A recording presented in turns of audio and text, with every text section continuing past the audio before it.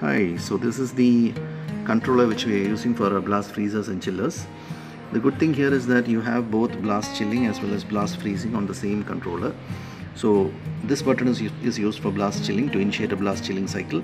This is for initiating a blast freezing cycle.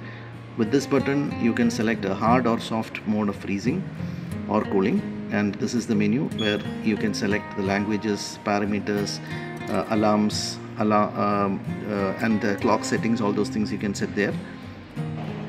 Then coming back to the main menu, there is something called aux, where you can do the pre-cooling, you can do manual defrost, you can do ice cream hardening, and there is also something called recipes here, where you can see the preset values for red meat, white meat, seafood products, vegetables, things like that. So you can select all those things and just press the start button. That will start that particular cycle.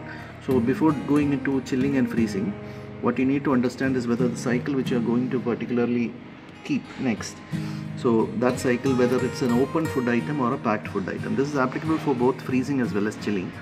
So the thing is, like in an open food item, you can use a food insert probe to measure the core temperature, but in a packed food you cannot do that. So in open foods you have to go for food insert probe based cooling, and in packed food you need to go for time based cooling.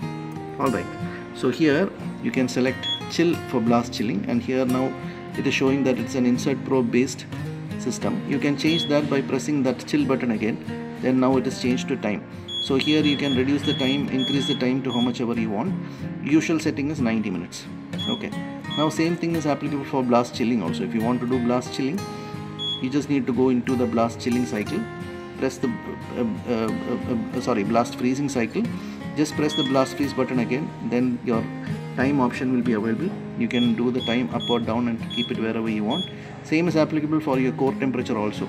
You can increase your core temperature, decrease your core temperature, whichever way you want. Alright, once all these things are set, the next thing is the hard button. Depending on the kind of operation you want, you can select soft or hard. So this explanation for soft and hard is given on the manual. So once your hard or soft is selected, you can just press the start button. When you do press your start button, then your compressor will start and your systems will start working depending on the cycle that you have selected. So to stop any cycle in between, you just need to press the start button again for 2 seconds. So to make things simple for the operator, we have pasted a chart here. So here you can see this is the blast chilling cycle for open food items. So here in this cycle you can use a food insert probe. So this icon will be visible. This is the blast freezing cycle for open foods. There also you can use the food insert probe.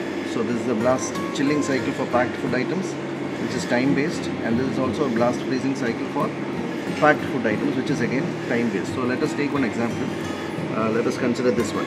This is blast freezing for open food items. So here you have to press the freeze button once, select blast freezing, press the freeze button again until your insert probe icon is visible. Press the hard button and make the icon soft, and then you have to press your start button. So let's follow the sequence here. So on this, first you press the freeze button, press the freeze button again, you can see the time now, and now there you can see the hard icon. Press the hard button and make that soft, then press your start button and your blast freezing will start here. Alright,